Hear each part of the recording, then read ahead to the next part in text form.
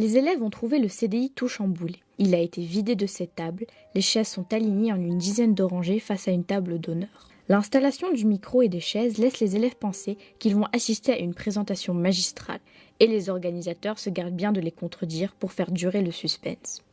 Dans ce lieu où dorment les livres, ils ont rendez-vous, après la récréation, avec un vrai écrivain. Mais plusieurs élèves impatients sont arrivés en avance. Ils s'installent fébrilement et commencent à discuter. Puis le CDI commence à se remplir. Les élèves reconnaissent leurs amis, leurs professeurs de français et les documentalistes, quand soudain, l'attention est concentrée sur l'arrivée de deux hommes. Chacun scrute ces visages inconnus, se doutant bien de leur importance, étant donné l'accueil qui leur est fait. Ils détaillent les nouveaux arrivants des pieds à la tête. Un jeune homme brun, en tenue décontractée, avec un jean et des baskets, et un homme plus âgé, avec des lunettes et une écharpe. Les suppositions fusent, et les élèves croient reconnaître Yamen Manaï, l'auteur tunisien attendu, en ce monsieur, ayant selon eux le parfait attirail de l'écrivain.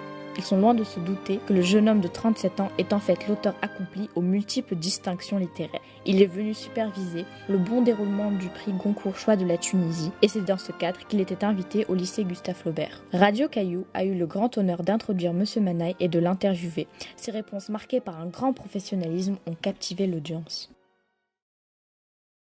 Vous êtes un jeune romancier tunisien vivant en France, mais également un ingénieur dans les domaines des technologies de l'information. Vous avez écrit plusieurs romans et reçu énormément de prix.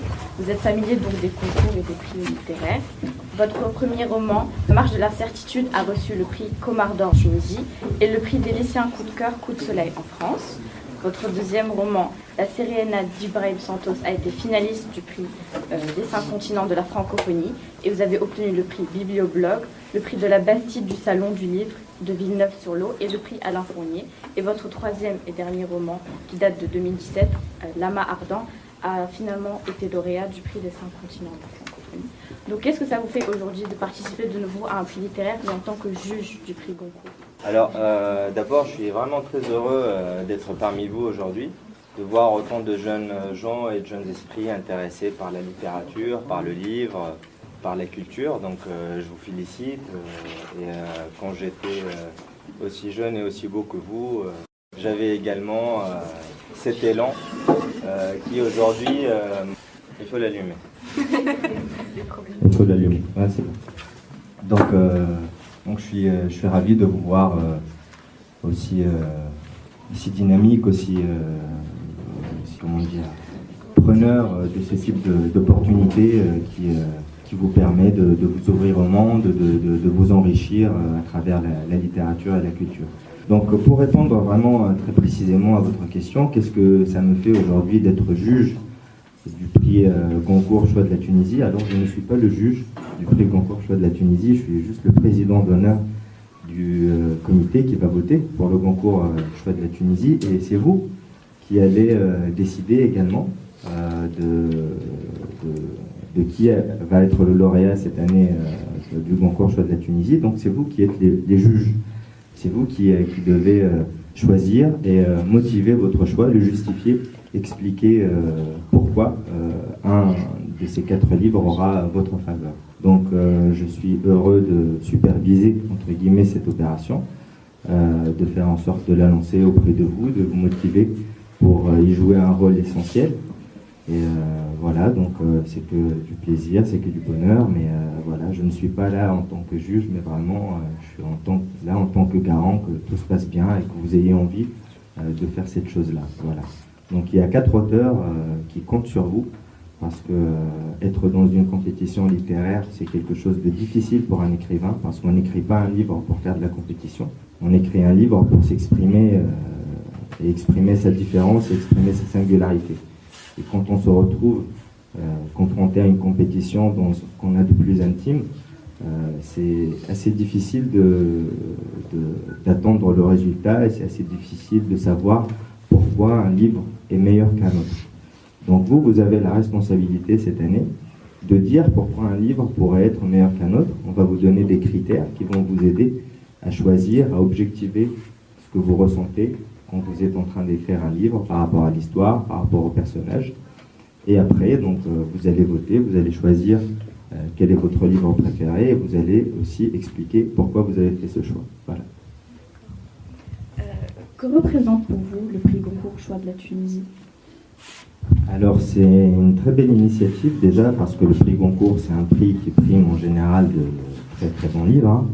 Et donc le fait de présenter la sélection du Goncourt à des élèves tunisiens et leur permettre de les lire, c'est pour eux une ouverture pour le monde et une ouverture par rapport à la littérature contemporaine française. Et il faut également profiter de cet élan de lecture pour découvrir également la littérature tunisienne francophone et la littérature tunisienne au sens large. Donc c'est toujours une opportunité pour parler du livre, pour parler de la littérature et pour essayer d'ouvrir les esprits. Donc ça représente pour moi surtout une opportunité pour parler du livre avec des jeunes gens. Le livre, comme vous allez le dire, est un peu en crise en ce moment. Il faut le réhabiliter et ce genre d'occasion sert justement à réhabiliter le livre et à donner envie aux jeunes de se le prendre et de transformer le livre en un objet de convoitise. Est-ce que vous avez déjà pris connaissance des romans en compétition? Alors j'ai une liseuse, comme vous allez en avoir. J'ai les titres, j'ai les écrivains, j'en connais quelques-uns, mais je n'ai pas encore lu. Et donc j'ai 2 mois comme vous pour les lire, pour les lire sérieusement. Parce que, comme je vous ai dit, il y a des auteurs qui comptent sur vous pour faire vraiment le travail et pour pouvoir leur expliquer pourquoi vous avez fait tel et tel choix. Donc par respect pour eux, je vais lire les livres en intégralité et je vais essayer de leur expliquer quels sont mes choix. Et ils attendent la même chose de votre part. Alors, juste en connaissant les titres, est-ce que vous sentez que vous avez un penchant ou une préférence pour un livre? Alors, il ne faut pas se fier à un titre, parce que là, par exemple, mon dernier livre s'appelle La Marde. Mon éditrice m'a dit, ce titre est très ambigu. Les libraires ne le comprennent pas. Les gens qui vont être confrontés au livre ne vont pas forcément comprendre de quoi il s'agit. Donc elle m'a dit c'est risqué, il faut changer le titre pour qu'il soit un peu plus clair et qu'il donne des idées du contenu du livre. Je lui ai dit non. Je lui ai dit je veux que ce livre s'appelle de la sorte. Et du coup ça ne l'a pas empêché par exemple d'être primé par le prix des 5 continents. Donc on ne peut pas s'arrêter à un livre, à un texte de 4e, et même on ne peut pas s'arrêter à un premier chapitre. Il y a beaucoup de livres que j'ai lus qui m'ont vraiment surpris par les 20 dernières pages, les 30 dernières pages. Il y a un livre, par exemple, que j'ai lu, vous pouvez le lire, hein, je ne sais plus comment, qu'il a écrit, mais il a eu le prix Goncourt une année en France, il s'appelle 3 jours chez ma mère. Alors le livre, on le lit, on se demande jusqu'à les 30 dernières pages pourquoi il a eu le Goncourt, et aux 30 dernières pages, justement, on comprend pourquoi. Donc voilà, c'est pour ça que je vous dis, il faut vraiment aller jusqu'au bout de ces lectures. C'est comme, par exemple, le cinéma aussi, un film peut paraître long, et il peut se révéler vraiment, les plus belles scènes peuvent arriver à la fin. Donc il ne faut pas se fier à un titre, il ne faut pas se fier à un premier chapitre, il ne faut pas se fier à une couverture. Il faut lire, et il faut se dire aussi qu'il n'y a pas de mauvais livre. Un livre qu'on n'aime pas construit notre sens critique. Un livre qu'on aime, il nous fait rêver, il nous fait évader. Donc voilà, tous les livres sont bons à lire. Et donc, dernière question, pensez-vous que ce genre d'événements peuvent aider donc, à pallier à la crise du livre en Tunisie et au manque de l'écrivain?